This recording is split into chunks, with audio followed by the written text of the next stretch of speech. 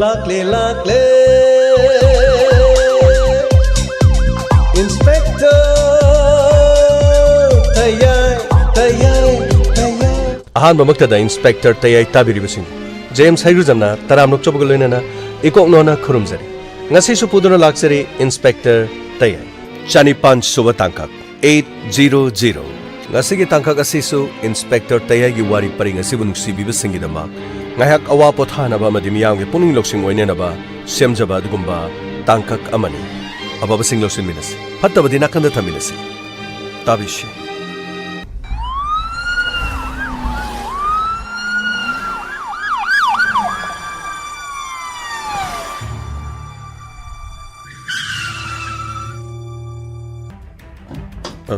Sir. Tana ba yabaloy ne tanar. TV yabaloy ne thir. Adu bo haju phabugi di. Khodong chaba mata let. Masagi se hi si hairu rabadi yam kana yamati nat. Adu makpo. Aikoi hona batab. Sir. Kari. Sir. Imung manungge yamba eriba mi singa siga tissue culture ji soidina sanagane dikhal. Adu bo hauzik leriba wafam sidadi. Imung asdagi aikoi leriba kharasina madu yaroi do khrali aikoi gi thabok thorom yamna aikoi ne tori bisile baki adubu karino khara khanargane manung da tanana batokshi manung da sango wahigilo phani sir tangai pheda basing adu loina pangthok pata adugane wafam ase na koi ka tani khanga dawsi yargadi aiga manung da phani sir ai tari bra sinthoi tari bro oh tari angang singse school da hana mato thingi ge na tobuni nangi na thoksi sin gre ko sidai da toriba mana ma sing mya poche mya sing ase ai thandani ya da tobuni ni namu khita lo ne lalumbi sing dur marol ma ayuk ta chatta da ne nangde ne ngon da ne isau lang ma khang ma ngam loi dri bra nang bo loi de ai malang ba tembi na ko school da ne thawai yaw na larik tong ga da bani adu ga ne school ki canteen da ga tai poche le ga chabe ya de tiffin यावरी पोचै दो ममाना सेमब्रा होय बाबू अखोय सेमे लोइना मग यावरे canoe मलमगा तुमिने लेदि के दौरे ngасai degi pomini eraser do ngai de leiragane setna sanabra khangdi hekte yarom daba eraser mata lebiu haidena tori hema adur go pigro no pesa do eraser bu kya pibano lupa tara ko pigro pirabani ngasai na haibade pi hodena loba yadriba chakri di mama ni ne se loro ai nu ngasai ne piu haraga piu yadaba adugi songningra hey adu yade ko hey malangba matik chaba mi wena bona gadaba afaba mi wena bona gadaba mahi heitrabadi matik chaba mi odi mahi heirabadi hauna bakhang ekoi gi chanaron ekoi gi punama sintharon punama se mahi degi larik degi lakadori bangakta madu khakta nate do hauji matamda yangna sangsel aliba malema sigi khungjenas de yauge haiba tarabdi lari haiba taba lari haitabadi maning da dumli haugadori ben yengoi lari haiba mi imtane lemna mangoi dori ben wakal tare ko hoi po chalo adugane tiffin do hore ne ei nasan pi gi do khare yengbiu adugane mapan ge pochai chaba yade junk food mabuk kangkhat pa pochai amata saba yade maduna pukna hali thum myam hapsan ba morok myam hapsan ba adugane ngasi saba pot amata nathi packet gi yorba pochai sing se ngasi degi tha taruk tare chahi amani gi mamang da saro por ngathan ngarangi sak sajik ekhoin ngasi sade dana adubu hari bo problem sing ado numit kyani saba yana nubagi da makhal gi chemical hapchali maduna sari ba mi sing ado kari thongani liver na hangani puk na hangani haksang nu haloi dori madu khakta nate isada tan thaba adugane kari gum matamda hari bo problem sing ado chaning dana chinda adumak leiba thum ayak pasing do sasalagane aduna angang singa diabetes type 1 madu naga dori ben khudong cha da ba kyamaram thogo dori ben wakhal gi leina puning wakhal sonthaba madu ma kyamaram naga dori ben aduna ai khoi gi oiba pot ekhoi ne semi do yam fresh oina yerom aput pama laphoi ma sema serama komla ma serama adugane aseng ba sangong glass ma basidi ge na phaba leitrabani ko hoi babu akhoi gari lai akhoi chalu gi ge babu chalo ore ne phajana na sanopi de makho chambiu ko hoi babu kai chalu gi ge chalo tembe chalo nasani sigi manglanda ni hingi se mama namgo bye lao mama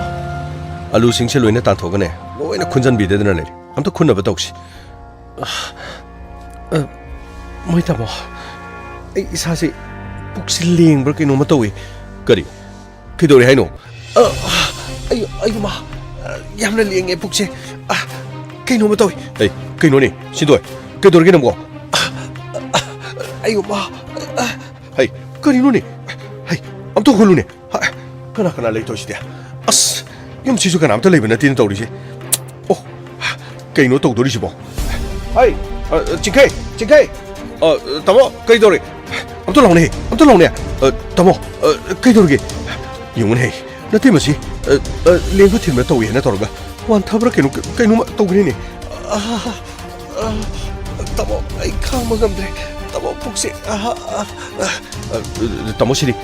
nungu ma leibagi problem male siri hospital problem satradi ngako hospital sapajo sarpani tangai phadena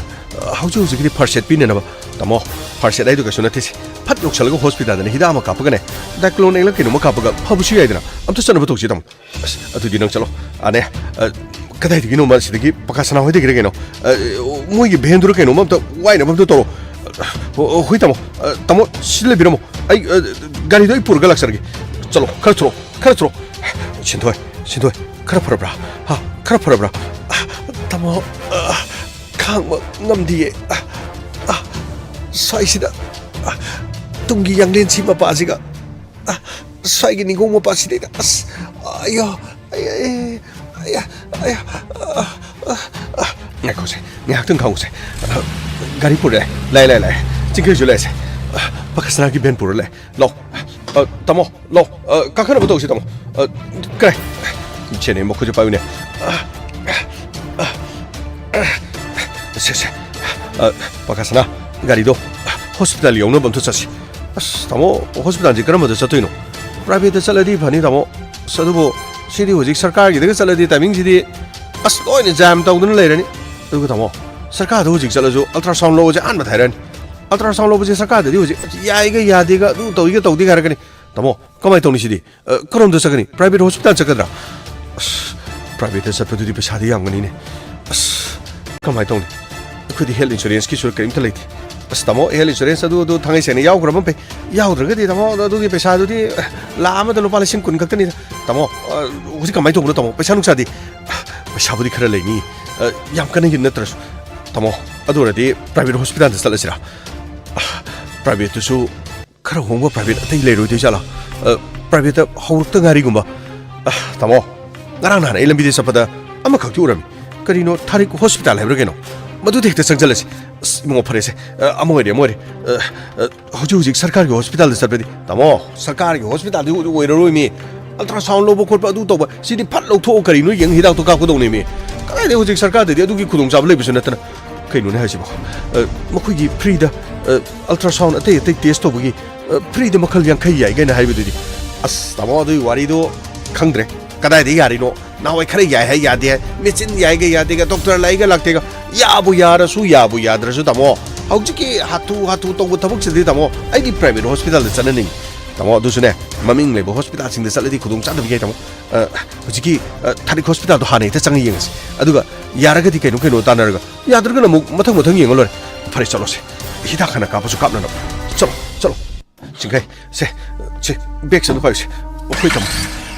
imo gari du khari yenga thoko tamo kaiso kabiro du gi adudi hospital han salasigo chalo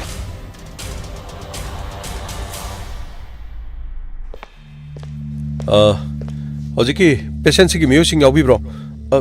yongje khoi sida lejer som no chang biro khoi saram ta chang biro na hari pani pakasana kamai tok sige adudi ai chang gudra no khoi chang ya gadra tamo chingne adugi de kem khan minuse khoi pulap chang su yai lo chang se lo dum haina se lo lo ne hospital gi niom ni ti khang da bani ne isa se maming kim de khan biro tamo yani se kai no phana ba khana lo lo chida le thong doctor amta changjar ki chambiro pambiu anabanu pisigi mapuroi ba sir aini sir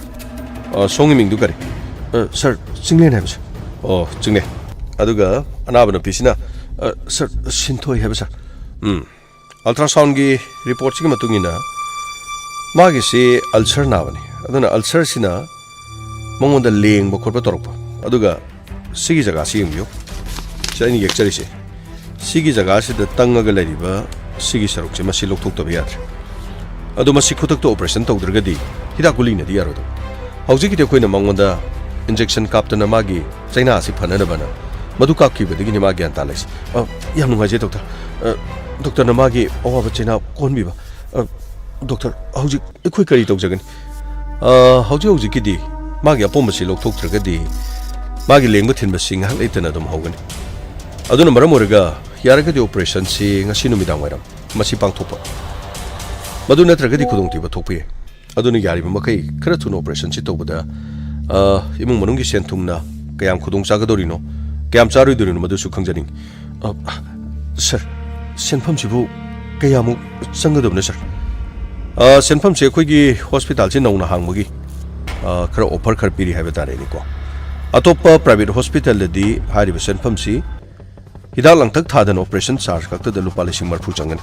aduga hidak langthak atai tharaga di lak amaka makhai gumba changan aduba hauji hauji gi de koi hospital si di tangai phedana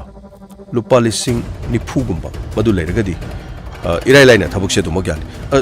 sir adugi de khoi de lei jarni sir sir adudi ngasi mak pare adudi am nungai jare tangai phedaba che changsing soi togada ba khokada ba khar leiri ai koi gi manners ma thajaraki manithoi sir haibi sir che changsing du loina pro operation gi aduga numidang waram operation tawna na ba do hida langtha te te changada ba sing do adu koi puna ma do le langjalo aduga ada front desk ta changaga mogi deposit lupa lising nifu se deposit tolo adugi che duga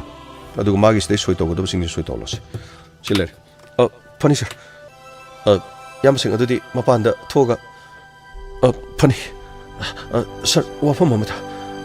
habiyo sir kari shu thudo phatanungda kari mata leidi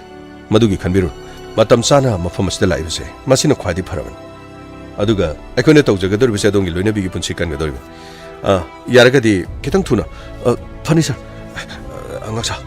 lawdodi pakasna chingkai yama paisabu surapro paisabu dilone sure pochei yonbagi aduga maru macha ma phawai pisa lebani ai tap pairge ta laban lupa lising khadi yauri masina di sinba konani na mogi charge ni phu ma pigirga chu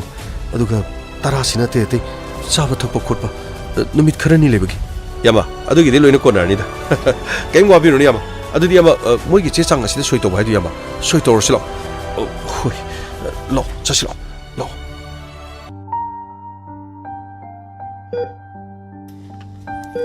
sister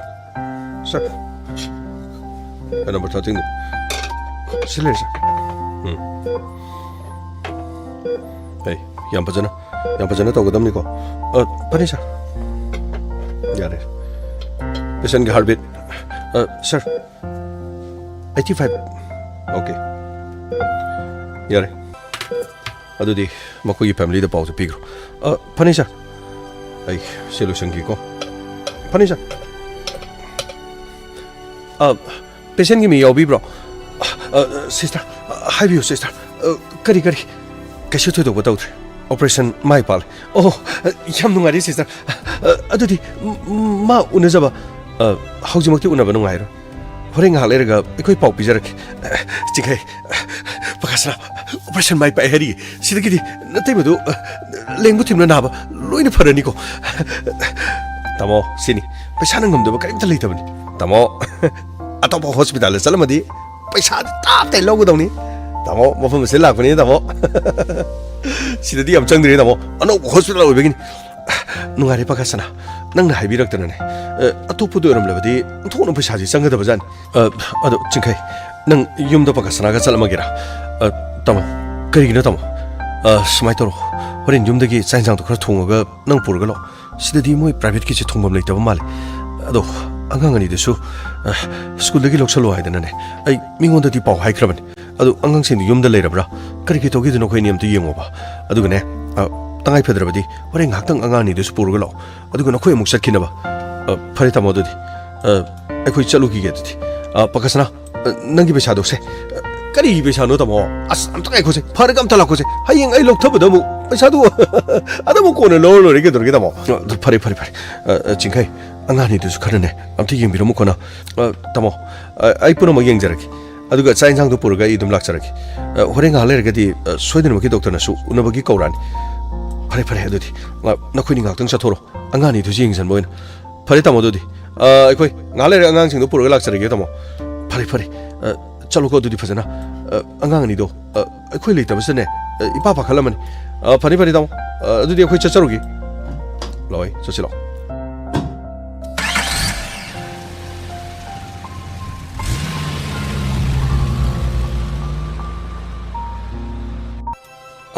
신토이기 patient यावबिब्रो आई से लेजे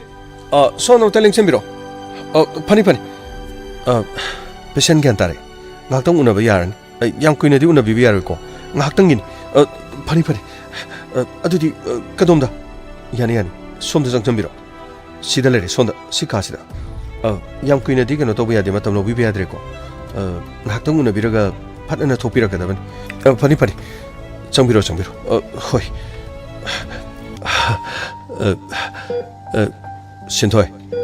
신토이 tamo angang kaido akhoi chingkhene loin purani pakasana ko mokhoi chakre horen ngakhtang nang go unana bana tawni adu koksalak pana hale nangbo nasanu ngai rabro tamo isase nungai bedi haipom khangti isase chik chik ba ina na ba guma ma tawi adubu 파르키드르시보 타모 에이 오퍼레이션 마이 페인 하림니 doctor 나 केदो भी furrow देनो ए अतोपो hospital सलामदी पैसा के याम टिंग जानी लुपा लाम खाइटिंग ने हारिमनी ने दबो मरुकी फंगबो पैसा खर दुगै बानी मना मसिंगी पोचै अलु हेरु योन पैसा सिंग दुगना लुपा लिसिंग या केले ता पाइरल हाको हजि फबदी डिपोजिट लिसिंग फु म तौखरे अदो सिदगी के सुखुदुंग तिबो तौरैदा फरानीदा तमो इसासे नुंगाई फम म खंगति आइसिबो फरखिद्रबो सिबो करिनो नंग हाइदबो ऑपरेशन माइ पाइ खुदक तदि कराइ भया निगेने सिदगी दिना मोइना फरनी युमदा चलो डिस्चार्ज नि अदुनि हाइरक पगादो अदुदगी तमना फरकदौनी फरचु पत्र जुनंगी हुजिकी अल्सर ना हाले दु तो कइनो मतुम म लौथे खोले हाइदो अदो फरदौन सिदगी दे करिम तो वारोन अना बगाइदो मता ले रोइदोबनी याम ngana khangai je farabani haribani ne kuine namjalamadi khudong thiba thongni haribani taibang mapu je leiba jani akhoi ni ga wa bachu ubirimni ne ei atai lari jingkhaina ne nasanupi ga malang maga tembi ga soidana pura lani akhoi na mafam sida hospital da leithokre habada ngangani duni yoma da tingak lerama do se ai siam kanu unaba yaroi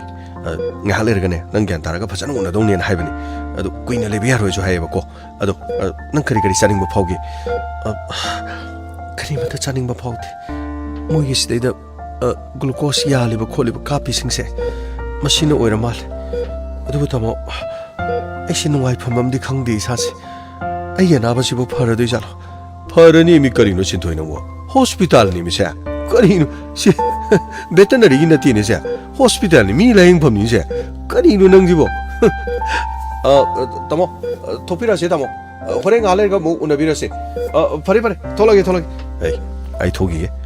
jingkai ga pakasna ga do sak poro no so haigraban mochina di sak thongbam di leti hospital jin maro ma naliba sin hoy batai ko private hospital na hari ei ado ai thogi ge nang saning ba khoning ba le so ne moi sigi nurse lebising ja ko hairo aduga ai moi de pisalaga ne chat pisalage saba yai haradi ne kain khalunu se mapan da gi thongma khotpa adu na tarjum da gi du sar lore yan tare den ko hoi tamo anga ngani do ai uninge tamo hey hore ne doctor da hangi yar ka du na sike to ge anga ge ju ma palai do ni se singkhai ga paka ga na lo bu chakrabani ko ai thogi ge leramo ko pardon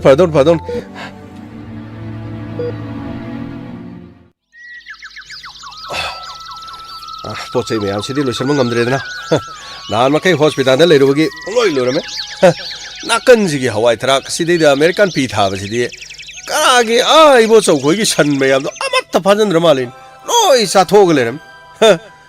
ꯆꯨꯖꯥꯛ ꯑꯅꯧꯕ ꯈꯔ ꯊꯥꯒꯦꯅ ꯉꯟꯇꯥꯅ ꯆꯥꯍꯧꯅꯕꯤ ꯆꯨꯖꯥꯛ ꯈꯔ ꯆꯥꯔ ꯍꯨꯟꯕꯗꯨꯁꯨ ꯂꯣꯏꯅ ꯐꯥꯟꯇꯣꯛꯑ ꯂꯩꯔꯝꯃꯤ ꯑꯉꯛꯄ ꯉꯥꯛꯇꯅꯤꯀꯣ ꯃꯤꯒꯤ ꯏꯪꯈꯣꯜꯁꯤꯗ ꯁꯟꯁꯤ ꯊꯥꯖꯜꯂꯦꯔꯒ ꯃꯁꯤꯗ ꯄꯤꯖꯕꯒ ꯆꯞ ꯃꯥꯟꯅꯈ꯭ꯔꯦ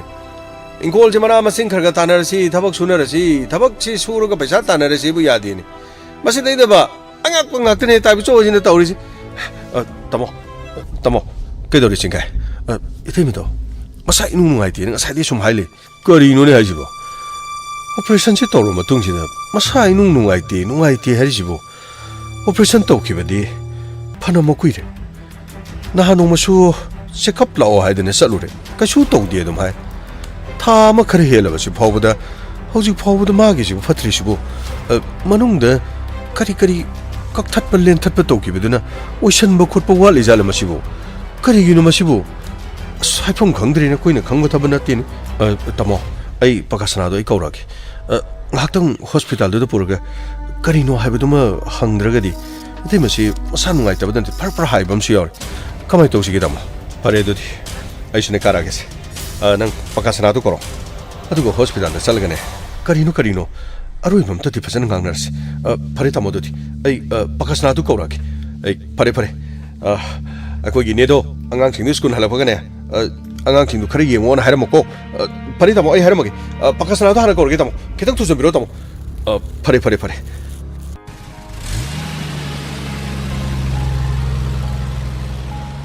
ꯍꯥꯏ ꯈꯥꯃꯣ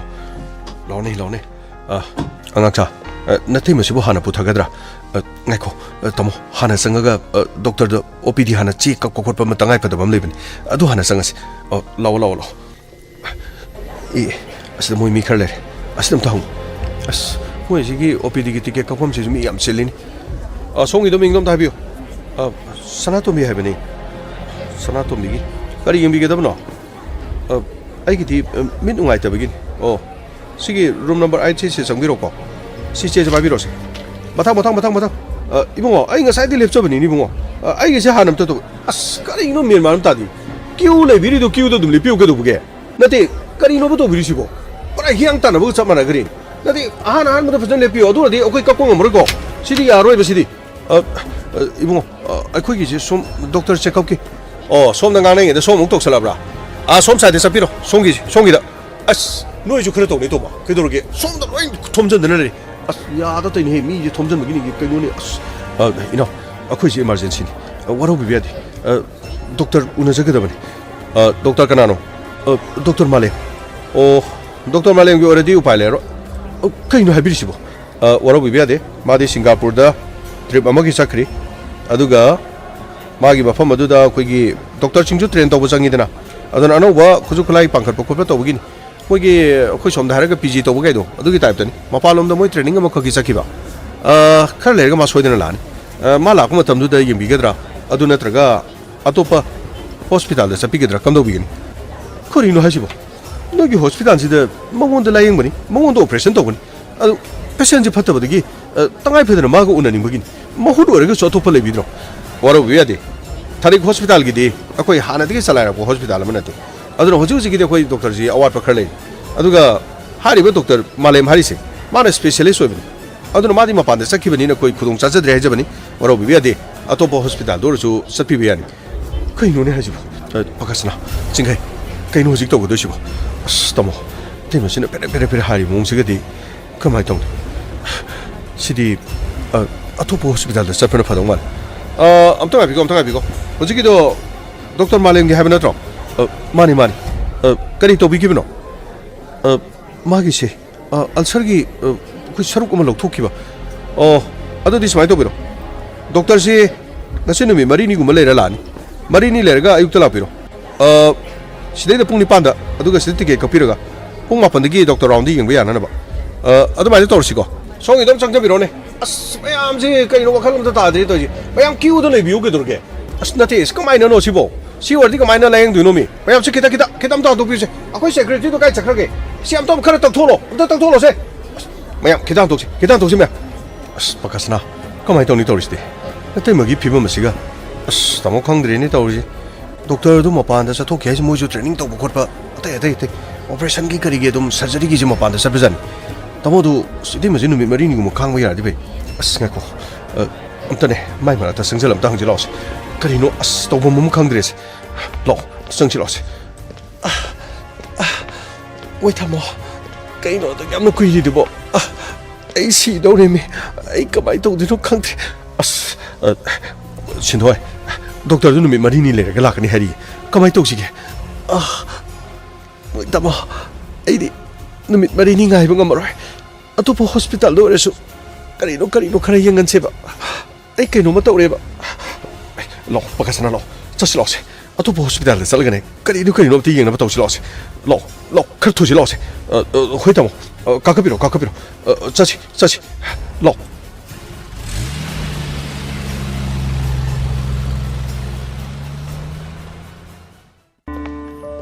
그다음은 어느 부분에서도 sir somdale 아무튼 상자르게 sir yani sir 이탈릭 좀 밀어 sir 염노아래 송이 민도 거리 해봐 sir 페션시기 민나 사나토 해봐 sir 사나토 나사이 건 이다마 갑기부도 아두 마동덕이 나바 호록 프로 sir 아두덕이 나바 호록티 아동이 하나기 제장싱 कोई लोई इंजन है सीधा हारी से अल्सर की ऑपरेशन में तो किचोमी को माने डॉक्टर अदुमंग हॉस्पिटल ना थारिक हॉस्पिटल ओके करी नुआई तब न तोरी से सर नुआई तब से सर ऑपरेशन लोई में तुंग दगी दुम मसाई नुआई तीन दुम हाई बनी सर अदुबु फरक सुम तब सर मसा से दुम नाब येक दुम हौले सर सर तसिंग चेकअप सुमुक चरूर बन अदुगी मतुंग अनी सुबह चेकअप चकदबदा मागी लेंग थिन नाबसे मुक चमाना हरप सर अदुदगी सर हॉस्पिटल दु चचरुबदा डॉक्टर दो आउट ऑफ स्टेशन होय सिंगापुर दे चकी कइनो ट्रेनिंग मै हाब्र केनो सर अदुगी मतुंग दे डॉक्टर सी उनबा फंगतबा होय दोबदि खोय डॉक्टर सिंगी सो आउट ऑफ स्टेशन होय बलै अदु सिंथो कदाई दुना यम नारि सिबो सर सिगी साइड सिटी यमना नाइ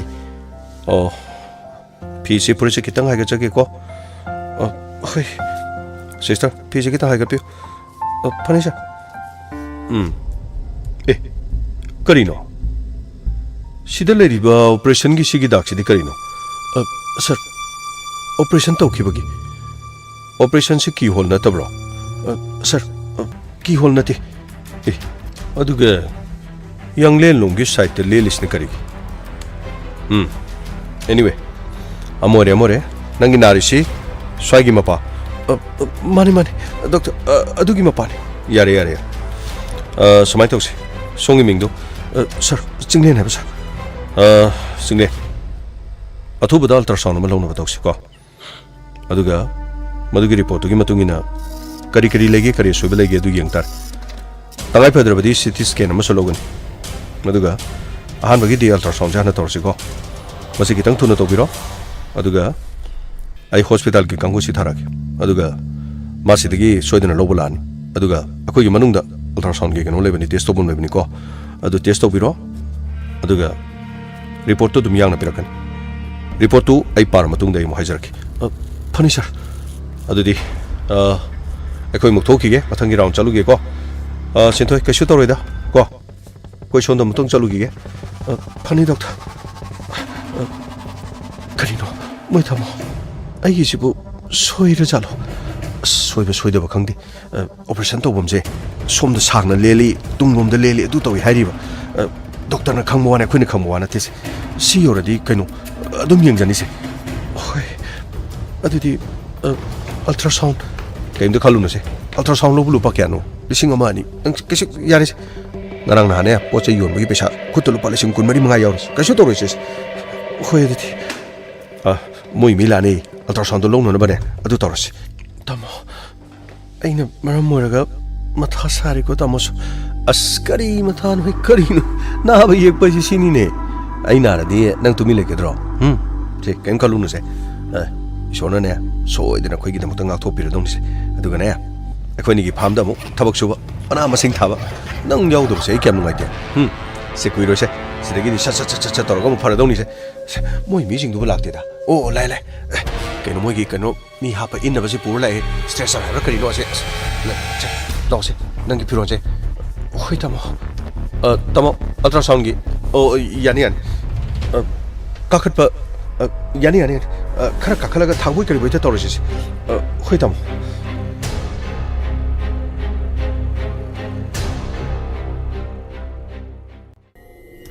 sir masi wafam sibo wafam siam lo dor hospital amana to thabakta hospital amana yel harakan ekoi da tongana izat ki dabi dalapuse adu wafam asidi haida badiar patient amagi mafam da sukchaw bamina masidi puthok to biar aduga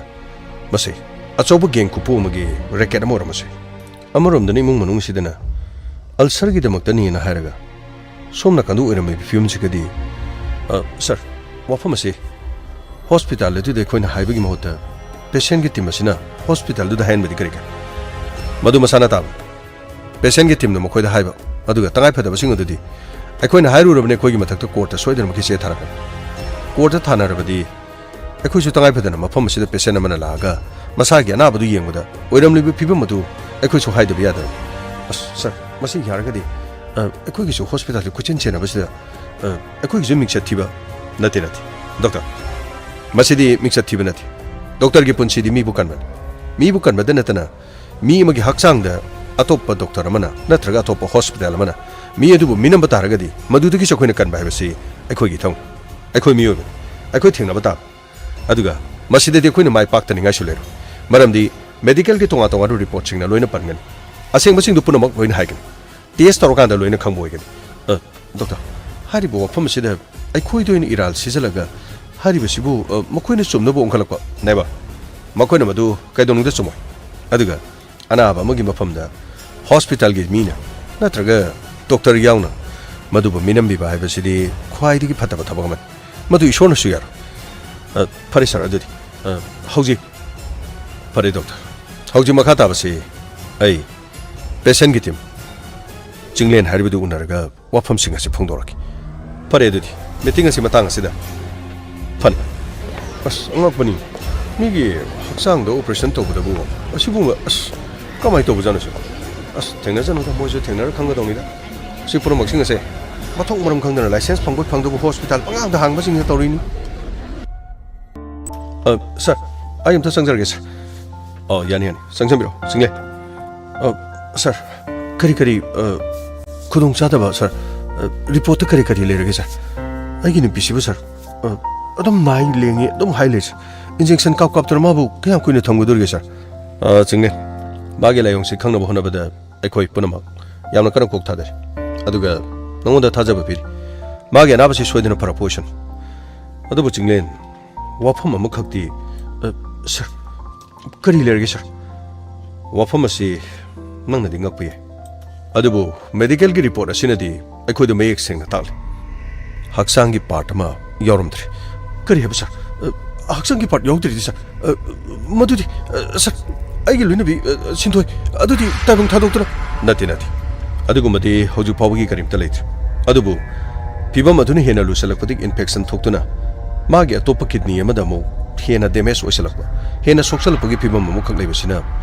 aikoi khudong chadaba kharadi mayong nagadori adubu aikoi gi maikadi gi kari to buya bagi habado aikoi yengna bayang kan honari aikoi kok chungchinari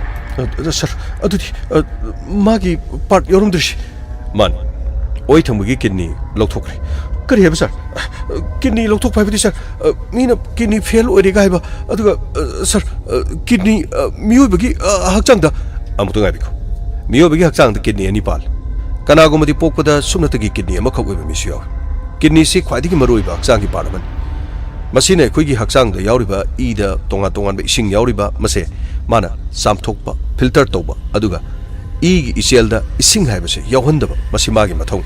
masi gaktanati fattaba tonga toxic kaya basu filter toroga miobigi haksang na i buniyom chuno putholi kidney asinan sir adudi agi loina bida sir i gi adudi ising filter toba aduga atai thabok sing amuk tangai piko ai gyan tana matu taksek kidney amakhakna mioi amana punchi sangna do makhingbe adubu ma ki masada kidney bera tawi tawde habasi adom da doctor han hai khibelebra sir ꯑꯩꯈꯣꯏꯗꯗꯤ ꯀꯔꯤꯃꯠꯇ ꯍꯥꯏꯗꯦ ꯃꯈꯣꯏꯅ ꯍꯥꯏꯕꯗꯤ ꯑꯜꯁꯔꯒꯤ ꯄꯣꯝꯕꯅꯤ ꯑꯗꯨꯒ ꯍꯥꯏꯔꯤꯕꯁꯤ ꯃꯁꯤ ꯂꯧꯊꯣꯛꯀꯗꯕꯅꯤ ꯁꯤꯅꯤ sir ꯑꯗꯨꯕꯨ ꯑꯗꯣꯝꯒꯤ ꯂꯣꯏꯅꯕꯤꯗ ꯑꯜꯁꯔꯒꯤ ꯄꯣꯝꯕ ꯈꯣꯠꯄꯁꯤ ꯍꯧꯖꯤꯛ ꯐꯥꯎꯕꯒꯤꯗꯤ ꯀꯔꯤꯃꯠꯇ ꯂꯩꯇꯦ ꯂꯦꯡꯕ ꯊꯤꯟꯕꯗꯨ ꯏꯁꯤꯡ ꯃꯔꯤꯗ ꯇꯣꯉꯥꯟꯕ ꯅꯨꯡ ꯂꯩꯕꯗꯒꯤ ꯃꯥꯒꯤ ꯀꯤꯗꯅꯤꯒꯤ ꯁꯔꯨꯛꯇ ꯏꯁꯤꯡ ꯃꯣꯡꯈꯠꯇꯨꯅ ꯏꯁꯤꯡ ꯃꯔꯤꯗ ꯈꯔ ꯁꯣꯛꯄꯅꯤ ꯍꯥꯟꯅꯒꯤ ꯃꯈꯣꯏꯒꯤ ꯆꯦ ꯑꯁꯤꯒꯤ ꯔꯤꯄꯣꯔꯠꯁꯤꯗꯁꯨ ꯀꯤꯗꯅꯤ ꯑꯁꯤ ꯀꯔꯤꯒꯨꯝꯕ ꯑꯃꯠꯇ ꯁꯣꯛꯇꯦ ꯃꯥꯒꯤ ꯂꯩꯐꯝ ꯊꯣꯛꯄ ꯀ꯭ꯔꯤꯇꯤꯅꯤꯟꯒꯤ ꯆꯥꯡ ꯑꯁꯤ ꯑꯗꯨꯃꯛ 1 ꯐꯥꯎꯕꯒꯤ ꯃꯅꯨꯡꯗ ꯂꯣꯏꯅ ꯂꯩ ꯑꯗꯨꯅꯗꯤ ꯀꯤꯗꯅꯤ ꯑꯅꯤꯃꯛ ꯀꯔꯤꯁꯨ ꯇꯧꯈꯤꯗꯦ ꯍꯥꯏꯕꯁꯤꯅꯤ ꯍꯣꯏ ꯀꯔꯤꯒꯨꯝꯕ ꯃꯈꯣꯏꯅ ꯑꯣꯄꯔꯦꯁꯟ ꯇꯧꯕꯗ ꯁꯣꯏꯕꯗꯒꯤ ꯀꯤꯗꯅꯤ ꯅꯥꯝꯃ ꯂꯧꯊꯣꯛꯄ ꯍꯥꯏꯕꯁꯦ ꯇꯉꯥꯏ ꯐꯗꯅ ꯑꯗꯨꯃꯛ ꯇꯧꯕ ꯌꯥꯎꯏ ꯀꯔꯤꯒꯨꯝꯕ ꯀꯤꯗꯅꯤ ꯑꯗꯨꯅ ꯁꯣꯛꯑꯝꯕ ꯅꯥꯏ ꯆꯥꯔꯝꯕ ꯄꯠꯂꯝꯕ ꯅꯠꯇ꯭ꯔꯒ ꯍꯦꯟꯅ ꯁꯣꯛꯆꯤꯜꯂꯝꯕ ꯏꯁꯤꯡ ꯃꯣꯡꯈꯠꯂꯝꯕꯗꯒꯤ ꯀꯤꯗꯅꯤ ꯑꯗꯨ ꯈꯨꯗꯛꯇ ꯑꯣꯏꯅ ꯂꯧꯊꯣꯛꯇꯕ ꯌꯥꯗꯕꯗꯒꯤ ꯑꯣꯄꯔꯦꯁꯟ ꯇꯧꯔꯤꯉꯩꯗ ꯏꯃꯨꯡ ꯃꯅꯨꯡꯒꯤ ꯃꯤꯗ ꯄꯥꯎ ꯄꯤꯔꯀꯥꯟꯗ ꯀꯤꯗꯅꯤ ꯂꯧꯊꯣꯛꯄ ꯊꯣꯛꯏ ꯑꯗꯨꯒ ꯀꯔꯤꯒꯨꯝꯕ ꯃꯇꯝꯗ URS ꯇꯧꯕ ꯃꯇꯝꯗ ꯀꯤꯗꯅꯤ ꯑꯗꯨꯅ ꯁꯣꯛꯑꯦ ꯈꯪꯕꯗꯒꯤ ꯅꯝꯗꯅ ꯀꯤꯗꯅꯤ ꯑꯗꯨꯗꯒꯤ ꯇꯥꯔꯛꯂꯕ ꯃꯇꯨꯡꯗ ꯏꯁꯤꯡ ꯃꯔꯤ ꯑꯗꯨꯗ ꯅꯨꯡꯅ ꯄꯟꯗꯨꯅ ꯂꯩꯔꯕꯗꯤ ꯃꯗꯣ ꯅꯨꯡ ꯑꯗꯨ ꯀꯞꯈꯥꯏꯕ ꯃꯇꯝꯗ ꯀꯤꯗꯅꯤꯒꯤ ꯁꯔꯨꯛ ꯑꯗꯨꯗ ꯆꯪꯈꯤꯕꯗꯒꯤ ꯀꯤꯗꯅꯤ ꯑꯗꯨ ꯍꯨꯠꯂꯒ ꯅꯨꯡ ꯂꯧꯊꯣꯛꯄ ꯐꯥꯎꯕ ꯌꯥꯎꯏ ꯃꯗꯨ ꯄꯨꯝꯅꯃꯛꯁꯤꯡ ꯑꯗꯨ ꯏꯃꯨꯡ ꯃꯅꯨꯡꯒꯤ ꯃꯤꯁꯤꯡ ꯑꯣꯄꯔꯦꯁꯟꯒꯤ ꯃꯅꯨꯡꯗ ꯄꯥꯎ ꯄꯤꯔꯒ ꯂꯣꯏꯅ ꯇꯧꯕ ꯉꯥꯛꯇꯅꯤ ꯑꯗꯨꯗꯤ ꯅꯈꯣꯏ ꯅꯤꯡꯁꯤꯡꯕ꯭ꯔꯥ ꯍꯥꯏꯕꯗꯤ ꯑꯣꯄꯔꯦꯁꯟ ꯇꯧꯔꯤꯉꯩ ꯃꯅꯨꯡꯗ ꯅꯈꯣꯏꯗ ꯃꯈꯣꯏꯅ ꯁꯣꯏ ꯇꯧ ꯍꯥꯏꯅ ꯁꯣꯏ ꯇꯧꯈꯤꯕ ꯑꯗꯨꯒ ꯀꯔꯤꯒꯨꯝꯕ ꯄꯥꯎ ꯄꯤꯔꯛꯈꯤꯕ ꯑꯇꯩ ꯌꯥꯎꯕ꯭ꯔꯥ ꯁꯔ ꯁꯣꯏ ꯇꯧꯕꯗꯨꯗꯤ ꯁꯔ ꯆꯦꯗ ꯁꯣꯏ ꯇꯧꯕ ꯀꯔꯤꯗꯨꯗꯤ ꯑꯍꯧꯕꯗꯨꯗꯤ ꯑꯌꯥꯝꯕ ꯇꯧꯈꯤ ꯁꯔ ꯑꯗꯨꯒ ꯃꯔꯛꯇꯗꯤ ꯊꯣꯏꯅ ꯑꯩꯈꯣꯏꯗꯗꯤ ꯀꯔꯤꯃꯠꯇ ꯍꯥꯏꯔꯛꯄ ꯂꯩꯇꯦ ꯁꯔ ꯑꯗꯨꯅ ꯇꯥꯛꯄꯗꯤ ꯀꯤꯗꯅꯤ ꯑꯁꯤ ꯇꯉꯥꯏ ꯐꯗꯅ ꯀꯔꯤꯒꯨꯝꯕ ꯐꯤꯚꯝ ꯑꯃꯗꯒꯤ ꯂꯧꯊꯣꯛꯄ ꯑꯣꯏꯔꯝꯕꯗꯤ ꯌꯥꯏ ꯑꯗꯨꯕꯨ ꯀꯤꯗꯅꯤ ꯂꯧꯊꯣꯛꯑꯒ ꯏꯃꯨꯡ ꯃꯅꯨꯡꯗ ꯀꯤꯗꯅꯤ ꯂꯧꯊꯣꯛꯑꯦ ꯍꯥꯏꯅ ꯈꯪꯍꯜꯂꯝꯗꯕꯁꯦ ꯃꯁꯤꯗꯤ ꯍꯣꯁꯄꯤꯇꯥꯜꯒꯤ ꯀꯔꯤ ꯑꯁꯣꯏꯕ ꯂꯩꯕꯅꯣ ꯍꯥꯏꯕꯗꯨꯗꯤ ꯑꯩꯈꯣꯏꯅ ꯈꯪꯕ ꯉꯝꯗ꯭ꯔꯦ ꯑꯗꯨꯒ ꯑꯃꯅ ꯑꯗꯣꯝꯒꯤ ꯂꯣꯏꯅꯕꯤꯒꯤ ꯍꯧꯖꯤꯛ ꯑꯣꯏꯔꯤꯕ ꯂꯥꯏꯑꯣꯡ ꯑꯁꯤ ꯀꯔꯤꯅꯣ ꯍꯥꯏꯕꯗꯨ ꯑꯩꯈꯣꯏ ꯌꯥꯝ ꯀꯟꯅ ꯑꯦꯛꯖꯥꯃꯤꯟ ꯇꯧꯔꯤ ꯀꯤꯗꯅꯤ ꯑꯃ ꯂꯧꯊꯣꯛꯑꯦ ꯈꯪꯂꯕꯅꯤꯅ ꯃꯗꯨꯒꯤ ꯇꯉꯥꯏꯐꯗꯕꯁꯤꯡ ꯑꯗꯨ ꯑꯩꯈꯣꯏ ꯍꯧꯖꯤꯛ ꯃꯈꯥ ताना ꯀꯔꯤ ꯇꯧꯒꯗꯒꯦ ꯍꯥꯏꯕꯗꯨ ꯑꯩꯈꯣꯏ ꯈꯟꯅꯔꯤ ꯑꯗꯨꯒ ꯀꯤꯗꯅꯤ ꯅꯥꯝꯅ ꯂꯧꯊꯣꯛꯈꯤꯕꯁꯤꯅ ꯃꯥꯒꯤ ꯃꯁꯥꯗ ꯀꯔꯤ ꯇꯧꯔꯤꯕꯒꯦ ꯍꯥꯏꯕꯗꯨ ꯑꯩꯈꯣꯏ ꯐꯖꯅ ꯑꯣꯕꯖꯥꯔꯕꯦꯁꯟ ꯑꯃ ꯇꯧꯗꯕ ꯌꯥꯗꯦ ꯁꯔ ꯑꯗꯨꯗꯤ ꯑꯣꯄꯔꯦꯁꯟꯒꯨꯝꯕ ꯃꯥꯅꯤ ꯑꯣꯄꯔꯦꯁꯟꯗꯤ ꯇꯧꯗꯕ ꯌꯥꯔꯔꯣꯏ ꯁꯔ ꯑꯗꯨꯗꯤ ꯄꯩꯁꯥ ꯅꯨꯡꯁꯥ ꯄꯩꯁꯥꯒꯤꯗꯤ ꯌꯥꯝꯅ ꯈꯟꯕꯤꯔꯣꯅ ꯑꯗꯣꯝꯒꯤ ꯅꯨꯄꯤꯒꯤ ꯄꯨꯟꯁꯤ ꯀꯟꯕꯅꯤ ꯇꯉꯥꯏ ꯐꯗ꯭ꯔꯤꯕꯁꯤ ꯃꯇꯥꯡ ꯑꯁꯤꯗꯗꯤ ꯑꯩꯕꯨ ꯍꯥꯏꯖꯧ ꯍꯥꯏꯔꯒꯗꯤ ꯇꯉꯥꯏ ꯐꯗꯅ ꯄꯦꯁꯦꯟ ꯑꯁꯤ ꯃꯈꯣꯏꯅ ꯃꯗꯨꯒꯤ ꯔꯤꯛꯁ ꯂꯧꯐꯝ ꯊꯣꯛꯏ ꯑꯗꯨꯒ ꯍꯧꯖꯤꯛ ꯃꯈꯣꯏꯗ ꯄꯣꯔꯛꯎ ꯑꯣꯄꯔꯦꯁꯟ ꯇꯧꯒꯦ ꯍꯥꯏꯔꯒꯗꯤ ꯑꯗꯣꯝꯒꯤ ꯑꯄꯥꯝꯕꯅꯤ ꯑꯗꯨꯕꯨ ꯃꯐꯝ ꯑꯗꯨꯗ ꯑꯣꯄꯔꯦꯁꯟ ꯇꯧꯕ ꯃꯇꯝꯗ ꯀꯤꯗꯅꯤ ꯅꯥꯝꯃ ꯂꯧꯊꯣꯛꯈ꯭ꯔꯕꯅꯤꯅ ꯃꯐꯝ ꯑꯗꯨꯗ ꯃꯈꯥ ꯇꯥꯅ ꯑꯣꯄꯔꯦꯁꯟ ꯇꯧꯕꯁꯤ ꯅꯠꯇꯦ ꯃꯐꯝ ꯑꯗꯨꯗ ꯑꯃꯨꯛ ꯆꯪꯕ ꯌꯥꯔꯣꯏ ꯁꯔ ꯃꯁꯤ ꯀꯔꯤ ꯇꯧꯒꯅꯤ ꯁꯔ ꯑꯩꯈꯣꯏꯗꯤ ꯀꯔꯤꯁꯨ ꯈꯪꯖꯕ ꯅꯠꯇꯦ ꯁꯔ ꯑꯗꯨꯕꯨ ꯑꯩꯈꯣꯏꯗꯤ ꯀꯔꯤꯒꯨꯝꯕ ꯑꯃꯠꯇ ꯈꯪꯗꯅ ꯑꯩꯒꯤ ꯂꯣꯏꯅꯕꯤꯗꯒꯤ ꯀꯤꯗꯅꯤ ꯂꯧꯊꯣꯛꯑꯦ ꯍꯥꯏꯕꯁꯤꯕꯨ ꯁꯔ ꯑꯗꯨꯗꯤ ꯁꯔ ꯃꯥꯕꯨ ꯑꯃꯨꯛ ꯈꯨꯗꯣꯡꯊꯤꯕ ꯊꯣꯛꯂꯕꯗꯤ ꯁꯔ ꯑꯣꯄꯔꯦꯁꯟꯁꯨ पैसा यामना लेते सर अखोदी ऑपरेशन लोइबदसु ngaरिबनिना सर करी तौगनी सर होजिक अखोई करी तौगनी सर सर आई लो इंखोन जोलबसु युम जोलबसु सर आइगे लोइना बि कनबियो सर आइगे लोइना बि कनबियो चिंगलेन थबकसी खरा लोगदौरी मसी पुलिस स्टेशन द चलगा पुलिस त कंप्लेन तौरगा रिपोर्ट पुनमक आइना हारिबसिंग से हायलगा पुलिस न मदुगी इन्वेस्टिगेशन म तौर मतुंगा हॉस्पिटल अदुगी मतुक्ता करी करी तौबो याबगे हाबदो मसे पुलिस केस म ओइरगनी सर मखोइबु लेमना थाबम तोक्ति सर मखोइना सुक चावबा मिनम्बा मीगी मसादगी खंगना मखोइना किडनी लौथोबा सर मखोइना तौरिबसु करिनो सर सर आइगे लोइना भी पुंछि अमदा कनबियो सर आइगे लोइना भी पुंछि कनबि चिंगलेन आइखोइ तौबा याबदे जमो थोकि अदोंगी लोइना बिगी पुंछि कननबा खोइ तंगाइ फदबा हॉस्पिटल से माइकेदे ngam थाक थोनगी अदुबु मसा खंगना था अमा किडनी लौथोगा साफम थोपा तौफम थोपा हिदा काफम थोपा सिंग अदु कापद्रबा तौद्रबा मदुदी किडनी अमा सिजो सोंगद्रा हाइना खल सर अदु रबदि सर आइमोदगी किडनी म लौरगा सर माबु कनबा मदो अराइबा नथि टिश्यू कल्चर चानदबा हाइबसु ब्लड ग्रुप चानबा मसु चानदबा हाइबसु अदुगा सेल सु यामना चंगो ऑपरेशन म ओइगदोरि सर अमा बोरबसु sir ngasi nomani ni stai low in khondo loni yon thoke sir aduga sir ai loina bi kandaba ya dabane sir aduga sir ai modu gi chanar badi ai modu gi kidney me lorga sir ai loina bi punchi bu kan bi sir aduga sir hospital adugi mathak ai na case pu namak to ya na sir che chang pu namak pi bi sir ai hoji mak police station da chakani sir makoi gi mathak ai case to gani sir ai lem na tharoi sir screen on sir hoji ki matam se dabu लाइब केसी बो sir कमाई अंगप ngakani मीने मीबु सेलगा चाबा मीने मीबु मख्यातगी मुल्लगा कोथोगा मीने साइरिबदो चाबा मतम sir adu ore so hen ma laman gre de grino da mi gi haksang manung de yaw ba part bu sir karino operation tawra na ma lok thu ga sir moi gi du bu karino kidney gi racket kana karino kidney du bu tumin yon ba khota tawri jala sir gamai asing ba khangdri investigation na khangga da as sir mapalam da di karino hospital saba mayam hanga ga karino mi gi kidney do sir nama lok thu ga du po me ada po me haijalaga karino nakan da yamna tang yole ga habu siyaw adu sir karino mi mapalam da di moi gi karino mayam sa sing kari sem mayam yamani na sir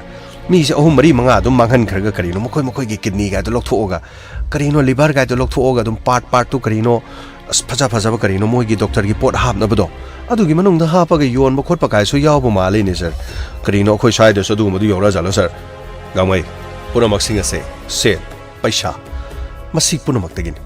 masa gi kanaba aduga masa gi oijaba thirok ko matamda mi na mi bu kari summa ma leitana launar ko matam kaya da ngakrabano yeng ba tare da Tarik hospital gi maroi ba doctor male sir soidina make mokoi bu phabiu sir mokoi bu cherak pibiu sir hoji low in khon punamak yona na bagi sem sadu leire sir aigi loina biga aiga hoji kidney chana ba su kari ma to oidri sir aduga sir hoji mara leiba mokoi bu tadi choidina pibiu sir masi punamak mokoi na thon mani sir yamba amutu ngai biko adongi loina bigi kidney nama levi kidney nama do hoji ki doctor na haibada kidney nama su yararoi tangai phadana kidney sindaba yararoi haibo wafam si hairabra natragana adon low in khonjon ba haibo wafam do doctor singa muktang tanabiko aduga sangada senpham sing do hana khangna honabiko hospital adudagi compensation adongi nupi bu layeng bada sangki ba paisa aduga haujik amo layeng bada sanga do paisa punama makhoi bu puthon ba haibse masi lengdrabani adu sir makhoi na paisa du puthoga sir aigi loina bi gi punchi mang khrabadi sir madudi makhoi na aigi loina bi bu amu khane hinkalam ngam gadra sir hai bi sir makhoi gi paisa duna aigi loina bi gi punchi bu amu hana hinkalan ngam gadra sir amuk tungai bi ko puno maksing adu doctor singa soi khoi amuk tang tana jaki hauju makidi adongi loina bi na tangai phadana Tarik hospital hari baduda mafam adu de changlu badu magi masagi phibam kari oki bagi madugi medical report adom da lebi singa siga akhoi investigation da khang hai doctor singa tana jaki aduga kari lebagi habadu yeng hana dongi nupi gi kidney si sok tuna lebra kidney lokthok ki bagi maram kari kidney lokthok ki imung manung ga yana kibra aduga operation manung da imung manung da kidney si yadre lokthok ta ba yadre habagi tangai phadaba formalities kari soi chang tono ki lebra aduga nariba anabasi karam anabana kari nabagi dama operation tawkiba aduga operation aduda tawkiba procedure sing kari no kari hidak thagi kari kapki season akiba soidana make hospital da report amale pamthai madupuna maksing adu medical go eba tongan investigation ma tawda ber aseng machum ba khangna nabagi dama khona drabadi makhoi ne hekta mak haijindana kidney lokthokkiba maram ma hairak pase adom ningsing bibra kidney lokthoi amasung lokthokki habasi adom da hana haibi ki belai sir engoda di karim to haibaliti makhoi gi wadi kidney gi wadi sukman pandi ulcer gi ni aduni adani operation ni minor ni aduni haibani sir tangai phadaba sing do tawrga sir aina khale sir atopo hospital dadi lupa la ma makhai changi hai sir aduga sir engoda di lupa lising ni pukata piu sir akhu su leije da bani na paisa su yamna changloi haibu da harau bu da gi sir hospital adu da tangai phadana chango bani sir asumna aigi loina bi kidney lokthok tuna makhoi asumna tarongane haibade aina karimta khaludabane sir makhoi bathandi pibiyo sir atu matamda makhoi gi mathakte action lokapyo sir hauji aigi loina bi punsi kari waiga dage haiba khangma ngamde sir ai khoi bo mukta nungsebiyo sir amukta ngai bi khoyam punamadu doctor singe khoi mukta tanajagi adongi loina bi hakchang phibam kari horibade namale horiba kidney aduna kari sukari dabo regadi tangai phadana hauji mahaki kidney namna hingnabagi dam khona bana kidney nam lergadi atopa kidney ma hapubagi mathok tadi adu regadi hari base doctor ga tanarga karam phibam da phagade ga badu akhoi khana na batau jaki maraga sida Tarik hospital satuna mari lena doctor sing aduga she sang sing adu akhanna ba doctor sing ga koi investigation ba tawolorga hospital du sana ba tawjaki ꯀꯔꯤꯒꯨꯝꯕ ꯂꯥꯟꯕꯨ ꯂꯥꯜꯂꯝꯂꯕꯗꯤ ꯃꯈꯣꯏ ꯁꯣꯏꯗꯅꯃꯛꯀꯤ ꯆꯔꯥꯛ ꯐꯪꯒꯅꯤ ꯃꯗꯨꯗ ꯅꯠꯇꯦ hospital ꯑꯗꯨ ꯄꯨꯟꯁꯤ ꯆꯨꯞꯄꯒꯤ ꯊꯤꯡꯖꯤꯟꯈꯤꯕ ꯐꯥꯎꯕꯒꯤ ꯀꯅꯥꯅꯕꯨ ꯃꯐꯝ ꯑꯗꯨꯗ ꯑꯗꯨꯒꯨꯝꯕ ꯊꯕꯛ ꯊꯧꯑꯣꯡꯁꯤꯡ ꯆꯠꯊꯩ ꯍꯥꯏꯔꯕꯗꯤ ꯄꯦꯁꯦꯟ ꯑꯃꯠꯇꯅ ꯃꯐꯝ ꯑꯗꯨꯗ ꯂꯥꯌꯦꯡꯕꯁꯨ ꯆꯠꯂꯣꯏ ꯏꯌꯥꯝꯕ ꯍꯧꯖꯤꯛꯀꯤꯗꯤ ꯏꯌꯥꯝꯕ ꯆꯠꯄꯤꯔꯣ ꯍꯣꯁꯄꯤꯇꯥꯜꯗ ꯑꯗꯣꯝꯒꯤ ꯂꯣꯏꯅꯕꯤꯒꯤ ꯐꯤꯕꯝꯗ ꯈꯔ ꯍꯦꯟꯅ ꯑꯦꯇꯦꯟꯁꯟ ꯇꯧꯕꯤꯌꯨ ꯑꯗꯨꯒ ꯑꯩꯈꯣꯏꯁꯨ ꯗꯣꯛꯇꯔꯁꯤꯡ ꯎꯅꯕ ꯂꯥꯛꯆꯈꯤ ꯑꯗꯣꯝꯒꯤ ꯅꯨꯄꯤꯒꯤ ꯍꯛꯆꯥꯡꯒꯤ ꯐꯤꯕꯝ ꯌꯦꯡꯂꯕ ꯃꯇꯨꯡꯗ ꯃꯈꯥ ꯇꯥꯕ ꯆꯦ ꯆꯥꯡꯁꯤꯡ ꯄꯨꯔꯒ ꯍꯣꯁꯄꯤꯇꯥꯜꯗ ꯆꯠꯅꯅꯕ ꯇꯧꯈꯤ ꯐꯅꯤ ꯁꯔ ꯑꯗꯨꯗꯤ ꯑꯩꯈꯣꯏ ꯑꯃꯨꯛ ꯆꯠꯆꯔꯨꯈꯤꯒꯦ ꯐꯅꯤ ꯌꯧꯕꯤꯔꯣ ꯏꯌꯥꯝꯕ ꯑꯁ ꯀꯔꯤꯅꯣꯅꯦ ꯍꯧꯖꯤꯛꯀꯤ ꯃꯇꯝꯁꯤꯕꯨ ꯇꯁꯦꯡꯅ ꯀꯔꯤꯅꯣ ꯍꯣꯁꯄꯤꯇꯥꯜꯗꯒ ꯂꯥꯌꯦꯡꯕ ꯆꯠꯀꯗꯕꯁꯤ ꯀꯤꯕ ꯑꯃ ꯌꯥꯎꯁꯜꯂꯛꯑꯦꯀꯣ ꯁꯍꯤꯇ ꯑꯣꯏꯕ ꯀꯔꯤꯅꯣ ꯈꯪꯗꯦꯗ ꯃꯤꯒꯤ ꯀꯤꯗꯅꯤ ꯂꯧꯊꯣꯛꯑꯦ ꯁꯤꯕꯨ ꯑꯁ ꯀꯔꯤꯅꯣ ꯀꯤꯗꯅꯤ ꯂꯧꯊꯣꯛꯄꯗ ꯅꯠꯇꯅ ꯀꯔꯤꯅꯣ ꯍꯛꯆꯥꯡ ꯃꯅꯨꯡꯗꯒꯤ ꯀꯔꯤ ꯄꯥꯔꯠ ꯂꯧꯊꯣꯛꯄ ꯌꯥꯖꯥꯅꯣ ꯀꯤꯗꯅꯤ ꯑꯗꯨꯕꯨꯗꯤ ꯑꯅꯤ ꯁꯨꯕꯅꯤꯅ ꯐꯔꯦꯅꯦ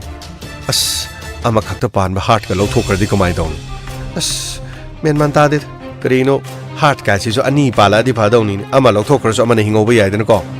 ꯂꯤꯚꯔꯁꯨ ꯑꯃꯈꯛꯇ ꯑꯣꯏꯔ ꯃꯥꯜꯂꯦꯅꯦ ꯇꯧꯔꯤꯁꯤ ꯍꯛꯆꯥꯡꯒꯤ ꯄꯥꯔꯠ ꯑꯃꯈꯛꯇ ꯄꯥꯜꯂꯤꯕꯁꯤꯡꯁꯤꯁꯨ ꯑꯁ ꯑꯉꯛꯄꯅꯤꯀꯣ ꯁꯔ ꯈꯜꯂꯨꯔꯗꯤ ꯁꯔ ꯑꯁ ꯑꯣꯄꯔꯦꯁꯟꯒ ꯇꯧꯕꯗ ꯀꯔꯤꯅꯣ ꯍꯥꯟꯅ ꯑꯩꯒꯤ ꯄꯥꯔꯠꯁꯤꯡꯁꯦ ꯂꯣꯏꯅ ꯐꯣꯇꯣ ꯀꯥꯞꯄ ꯊꯝꯒꯗ꯭ꯔꯥ ꯁꯔ ꯅꯠꯇ꯭ꯔꯗꯤ ꯀꯔꯤꯅꯣ ꯃꯁꯥꯒꯤ ꯃꯊꯟꯇ ꯄꯣꯛꯆꯕꯗ ꯑꯃꯃꯝ ꯈꯛꯇ ꯄꯥꯜꯂꯛꯄꯅꯤꯒ ꯍꯥꯏꯖꯜꯂꯗꯤ ꯁꯔ ꯀꯔꯝꯍꯥꯏꯅ ꯇꯧꯅꯤ ꯁꯔ ꯒꯃꯩ ꯑꯗꯨ ꯌꯥꯕ ꯅꯠꯇꯦꯅꯦ ꯃꯦꯗꯤꯀꯦꯜꯒꯤ ꯑꯣꯏꯕ ꯁꯥꯏꯟꯁꯀꯤ ꯇꯣꯉꯥꯟꯕ ꯏꯟꯚꯦꯁꯇꯤꯒꯦꯁꯟꯁꯨ ꯃꯈꯥ ꯇꯥꯅ ꯂꯣꯏꯅ ꯂꯩꯕ ꯉꯥꯛꯇꯅꯤ ꯄꯣꯛꯄꯗꯒꯤ ꯄꯥꯔꯠ ꯑꯃꯈꯛꯇ ꯄꯥꯜꯂꯛꯏ ꯑꯗꯨꯒ ꯑꯅꯤ ꯄꯥꯜꯂꯛꯇꯦ ꯄꯥꯔꯠ ꯑꯃ ꯂꯧꯊꯣꯛꯈꯤ ꯀꯔꯝꯕ ꯃꯇꯝꯗ ꯂꯧꯊꯣꯛꯈꯤꯕꯅꯣ ꯄꯨꯝꯅꯃꯛꯁꯤꯡ ꯑꯁꯤ ꯑꯦꯛꯖꯥꯃꯤꯟ ꯇꯧꯔꯒ ꯂꯣꯏꯅ ꯈꯪꯕ ꯉꯥꯛꯇꯅꯤ ꯃꯦꯗꯤꯀꯦꯜ ꯁꯥꯏꯟꯁꯇ ꯈꯝ ꯊꯦꯡꯅ ꯆꯥꯎꯈꯠꯂꯕꯁꯤꯗꯕꯨ ꯃꯈꯣꯏꯅ ꯇꯧꯅꯤꯡꯕ ꯇꯧꯕ ꯌꯥꯕ꯭ꯔꯥ ꯗꯣꯛꯇꯔ ꯈꯔꯅ ꯑꯃꯣꯠꯄ ꯇꯧꯔꯛꯂꯕꯁꯨ ꯗꯣꯛꯇꯔ ꯈꯔꯅ ꯑꯃꯨꯛ ꯑꯃꯣꯠꯄꯁꯤꯡ ꯄꯨꯊꯣꯔꯛꯂꯤꯕꯁꯤ ꯑꯁꯦꯡꯕ ꯑꯆꯨꯝꯕ ꯍꯥꯏꯕꯁꯤꯗꯤ ꯃꯇꯝ ꯄꯨꯝꯅꯃꯛꯇ ꯃꯥꯏ ꯄꯥꯛꯄ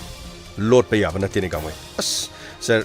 ꯀꯤꯕꯨ ꯀꯤꯔꯦꯗ ꯁꯔ ꯑꯩꯗꯗꯤꯀꯣ ꯍꯣꯁꯄꯤꯇꯥꯜꯗꯁꯨ ꯇꯨꯝꯖꯔꯣꯏ ꯍꯣꯁꯄꯤꯇꯥꯜꯗꯁꯨ ꯅꯥꯖꯔꯣꯏ ꯀꯔꯤꯅꯣ ꯄꯥꯔꯠ ꯂꯧꯊꯣꯛ ꯂꯧꯁꯤꯟꯒꯤ ꯊꯕꯛꯁꯨ ꯇꯧꯖꯔꯣꯏ ꯀꯔꯤꯅꯣ ꯑꯁ ꯃꯦꯟꯃꯥꯟ ꯇꯥꯗꯦꯗ ꯁꯔ ꯇꯟꯕꯨ ꯇꯜꯂꯦꯗ ꯁꯔ ꯀꯔꯤꯅꯣ ꯃꯤꯒꯤ ꯍꯛꯆꯥꯡꯒꯤ ꯄꯥꯔꯠꯄꯨ ꯂꯧꯊꯣꯛꯒ ꯌꯣꯟꯕꯒꯤ ꯃꯑꯣꯡꯗ ꯇꯧꯔꯤꯖꯥꯠꯂ ꯁꯔ ꯀꯃꯥꯏꯅ ꯇꯧꯕꯖꯥꯠꯅꯣ ꯁꯔ ꯒꯥꯃꯩ ꯌꯣꯟꯕ ꯑꯣꯏꯔꯕꯁꯨ ꯑꯃꯕꯨ ꯑꯣꯏꯔꯕꯁꯨ ꯇꯛꯈꯠꯂꯒ ꯏꯟꯚꯦꯁꯇꯤꯒꯦꯁꯟ ꯇꯧꯔꯒ ꯑꯆꯨꯝꯕꯗꯨ ꯄꯨꯊꯣꯛꯄ ꯇꯥꯔꯦꯗꯅ ꯑꯁ ꯁꯔ ꯃꯤꯒꯤ ꯃꯄꯥꯟ ꯂꯝꯗꯗꯤ ꯁꯨꯃꯥꯏꯅ ꯇꯧꯕꯁꯤ ꯕꯔꯤ ꯇꯧꯅꯩ ꯍꯥꯏꯕꯅꯤ ꯀꯔꯤꯅꯣ ꯑꯩꯈꯣꯏ ꯁ꯭ꯋꯥꯏꯗ ꯑꯃꯨꯛ ꯁꯨꯃꯥꯏꯅ ꯇꯧꯕ ꯍꯧꯔꯛꯑꯗꯤ ꯁꯔ ꯀꯃꯥꯏꯅ ꯇꯧꯅꯤ ꯁꯔ ꯒꯥꯃꯩ ꯏꯃꯨꯡ ꯈꯔꯗꯤ ꯈꯪꯉꯝꯗꯕꯁꯨ ꯌꯥꯏ ꯏꯃꯨꯡ ꯈꯔꯗꯤ ꯍꯣꯁꯄꯤꯇꯥꯜꯗ ꯑꯣꯄꯔꯦꯁꯟ ꯇꯧꯔꯨꯕꯅꯤ ꯑꯣꯄꯔꯦꯁꯟ ꯇꯧꯔꯕ ꯃꯇꯨꯡꯗ ꯃꯁꯥ ꯉꯝꯂꯛꯇꯕꯗꯒꯤ ꯑꯗꯨꯃꯛ ꯂꯩꯈꯤꯗ꯭ꯔꯦ ꯍꯥꯏꯗꯨꯅ ꯇꯨꯃꯤꯟꯅ ꯇꯣꯛꯄ ꯌꯥꯎꯔꯝꯕꯁꯨ ꯌꯥꯏ ꯑꯗꯨꯕꯨ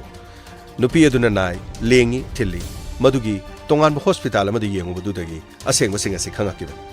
ꯑꯗꯨꯅꯗꯤ ꯑꯩꯈꯣꯏ ꯃꯤꯑꯣꯏꯕ ꯄꯨꯝꯅꯃꯛꯁꯤꯡ ꯑꯁꯦ ꯃꯤꯀꯨꯞ ꯅꯥꯍꯨꯞꯁꯤꯡꯅ ꯂꯩꯇꯕ ꯍꯥꯏꯕꯗꯨ ꯁꯨꯡꯌꯥ ꯌꯥꯗ꯭ꯔꯦ ꯑꯗꯨ ꯅꯠꯇꯕ ꯇꯥꯔꯕꯗꯤ ꯑꯩꯈꯣꯏꯅ ꯄꯪꯁꯤꯟꯗꯨꯅ ꯂꯩꯔꯤꯉꯩꯗ ꯃꯤꯑꯣꯏ ꯈꯔꯅ ꯈꯨꯗꯣꯡꯆꯥꯕ ꯂꯧꯔꯒꯗ꯭ꯔꯥ ꯍꯥꯏꯕꯁꯦ ꯃꯤ ꯄꯥꯏꯅꯤꯡꯉꯥꯏ ꯂꯥꯛꯁꯤꯜꯂꯦ ꯑꯁ ꯈꯪꯗ꯭ꯔꯦꯗ ꯀꯔꯤ ꯍꯥꯏꯒꯗꯕꯅꯣ ꯈꯪꯗꯦꯗ ꯃꯤꯁꯤꯡꯁꯦ ꯑꯩꯒꯤ ꯄꯥꯔꯠꯁꯤ ꯁꯨꯃꯥꯏꯅ ꯇꯧꯏ ꯍꯥꯏꯗꯅꯀꯣ ꯃꯄꯥꯟꯗꯒꯤ ꯐꯣꯇꯣ ꯀꯥꯞꯄꯒ ꯃꯅꯨꯡꯗ ꯂꯩꯕ ꯄꯥꯔꯠꯁꯤꯡꯁꯦ ꯐꯣꯇꯣ ꯀꯥꯞꯄꯒ ꯊꯝ ꯇꯥꯔꯦꯅꯦ ꯁꯔ ꯑꯗꯨꯗꯤ ꯑꯣꯄꯔꯦꯁꯟꯒ ꯇꯧꯔꯨꯕꯁꯤ ꯄꯥꯔꯠꯇꯨ ꯁꯨꯔꯤꯕ꯭ꯔꯥꯅ ꯃꯁꯤꯡ ꯊꯤꯔꯒ ꯊꯝ ꯇꯥꯔꯦꯅꯦꯀꯣ ꯁꯔ ꯒꯥꯃꯩ ꯁꯔ ꯋꯥꯔꯤꯕꯨ ꯍꯥꯏꯕ ꯁꯔ ꯑꯁ ꯈꯪꯗ꯭ꯔꯦꯗ ꯀꯔꯤ ꯍꯥꯏꯒꯗꯕꯅꯣ ꯈꯪꯗꯦꯗ ꯁꯔ ꯁꯔ ꯑꯗꯨꯗꯤ ꯍꯧꯖꯤꯛ ꯃꯈꯥ ꯀꯔꯤ ꯇꯧꯒꯅꯤ ꯁꯔ ꯒꯥꯃꯩ ꯆꯠꯅꯕ ꯇꯧꯁꯤ ꯗꯣꯛꯇꯔꯁꯤꯡ ꯎꯅꯔꯨꯁꯤ ꯑꯗꯨꯒ ꯆꯞ ꯆꯥꯕ ꯔꯤꯄꯣꯔꯠ ꯑꯃ ꯑꯩꯈꯣꯏ ꯎꯅꯅꯕ ꯇꯧꯁꯤ ꯆꯂꯣ ꯒꯥꯔꯤ ꯊꯧꯗꯣꯔꯛꯑꯣ ꯐꯅꯤ ꯁꯔ ꯈꯪꯒꯅꯤꯀꯣ ꯀꯔꯤꯒꯨꯝꯕ ꯃꯔꯥ ꯂꯩꯕ ꯗꯣꯛꯇꯔꯗꯨ ꯐꯥꯕ ꯇꯥꯔꯗꯤꯀꯣ ꯒꯥꯡꯃꯩꯒꯤ ꯆꯩꯅ ꯅꯠꯇ꯭ꯔꯦ ꯍꯟꯗꯛꯇꯤꯀꯣ ꯀꯔꯤꯅꯣ ꯁꯔ ꯑꯩꯈꯣꯏ ꯁꯤꯗꯁꯨ ꯑꯣꯄꯔꯦꯁꯟ ꯊꯤꯌꯦꯇꯔ ꯑꯃ ꯊꯝꯃꯒ ꯁꯔ ꯃꯤꯒꯤ ꯀꯤꯗꯅꯤ ꯂꯧꯊꯣꯛꯄ ꯗꯣꯛꯇꯔꯗꯨ ꯑꯩꯈꯣꯏꯁꯨ ꯁ꯭ꯋꯥꯏꯗ ꯑꯣꯄꯔꯦꯁꯟ ꯑꯃ ꯇꯧꯔꯒ ꯀꯔꯤꯅꯣ ꯁꯔ ꯃꯥꯒꯤꯁꯨ ꯃꯅꯨꯡꯒꯤ ꯄꯥꯔꯠꯁꯤꯡꯗꯨ ꯑꯃꯅꯤ ꯃꯥꯡꯍꯟꯕ ꯌꯥꯔꯣꯏꯗ꯭ꯔꯥ ꯁꯔ ꯒꯥꯡꯃꯩ ꯁꯔ ꯃꯥꯅ ꯇꯧꯕꯗꯒꯤ ꯁꯨꯝ ꯍꯥꯏꯕꯅꯤꯗ ꯁꯔ ꯆꯂꯣ ꯒꯥꯔꯤ ꯊꯧꯗꯣꯔꯛꯑꯣ ꯆꯠꯅꯕ ꯇꯧꯁꯤ ꯐꯅꯤ ꯁꯔ ꯈꯪꯒꯅꯤꯀꯣ ꯍꯟꯗꯛꯇꯤ ꯗꯣꯛꯇꯔꯒꯤ ꯄꯥꯔꯠ ꯈꯔ ꯂꯧꯊꯣꯛꯀꯦꯀꯣ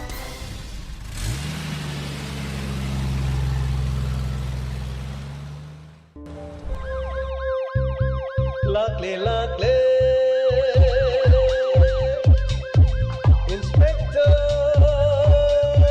Tayai Lakle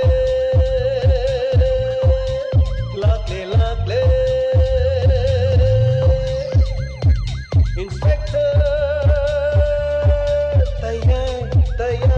Tayai Uthanaba Kanbinaba. Thank you, sir. Welcome. Uthanaba. Kanbinaba.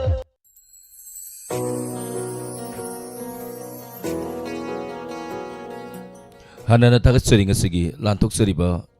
Inspector Tayai Hanjan Batangka Sanipan Suba tongan ba platform singda khonjeloi namadi mi oina tabiriba punamakpu thagchari YouTube ta miyoi satruk ka mga thorom masida saruk yabtuna lebiba tachari. Facebook se mi se yam khale sum yam nungai jai Inspector Tayai lantok sari ba sene ne sigi khwaidagi maru oiba program singi marakta amani mayam na sadri ba hingjang amagi mathel se mahau khangde sara kana da khangi Inspector Tayai tabagi mayam da awareness oiba kana ba sing lobiyu. Thank you nauna sangbirak liba Facebook live tele video simbu hana thagachari. Dana Chandra Pukambam thagachari binasaki devi atupam cs gita. Thank you. Kamam Santi bala thagachari abujam renu bala thagachari tharam saruya birappa. Samarendra guzam kaka thagachari Anita Ras Kumari thagachari. Facebook tele video simbu hana thagachari amadi YouTube live tele video Ranabir Wangkem thagachari Babung Zenta Kumar Bijaya Hawaibam domsa renu toizam. Sir Olen Wari sen naire he takpide. Tayong kupai nanaw kong asumbani Sir Tayai gi wahi gangmay asumbani na takpide. Romita sanasam thagachari ahantem susila Babung Zenta Kumar once again wari asiyam na fasaki nga sige Inspector Tayai episode san ni Pansu Batangka. Domsa ibaya maguru mayom thagachari Sir Inspector Tayai san ni Pansu ba tangkak wari si yam na fazay. Hauziki matam se yamna luraba haibado oira male oirakle sarbui kai khumnaba uchari sobita naurembam thagachari tharom saruya birappa barje sori tangkel sambam bemsa ningthauzam thagachari tharom saruya birappa langlen tona sem thagachari. Thank you tharom saruya birappa ningthauzam ina khunbi thagachari tharom saruya birappa wari fawudi neire na tapire Babung Zenta Kumar once again thagachari. Susila Okram thagachari tharom saruya birappa PK Masa Tombi thagachari tharom saruya birappa Romita Sanasam Laimem Sunita thagachari tharom saruya birappa mi se tugi mate yam na maram moira kanda lapsat pa bagi matam na sang da bana chitha bana na ba yaur gasu tabiri basing amadi YouTube ta Facebook ta libiri basing na ngakpi gani RK Sana Masa thagachari tharom saruya birappa ngang biton nong thombam thagachari tharom saruya birappa ngasigi lemori ba 90.0 wahong radio gi lantok sarakadaba thorom paring sing samlapna ningsing jari mekuk karagi matungda lantok sagani isai sakna sei toina kol phong bi basingna nongmani nikalaga lantok sariba thorom sing asida saru yamina sei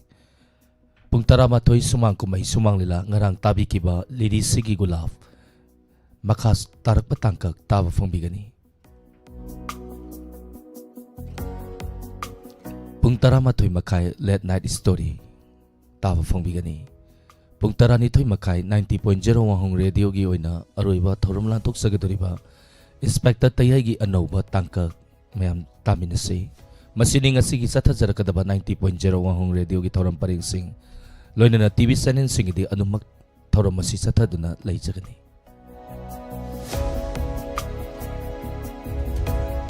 tongan ba platform ni pan da konjeloina madi mi ing taviri ba punamapu mekuk khradang mayam dagi laptok sabagi ayaba lo sabagaloina mayam punamapu amakana khurumjari.